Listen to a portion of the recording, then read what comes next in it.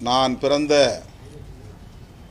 கண்ணகி நகருக்கு ஒரு புதிய பரிமாணத்தை ஏற்படுத்தியிருக்கிறேன்.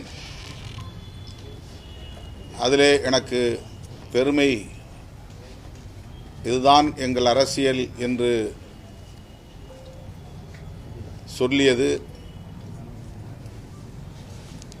பாராட்டுதலுக்குரியது. அவர் வெறும் விளையாட்டு வீராங்கனையாக மட்டுமில்லாமல்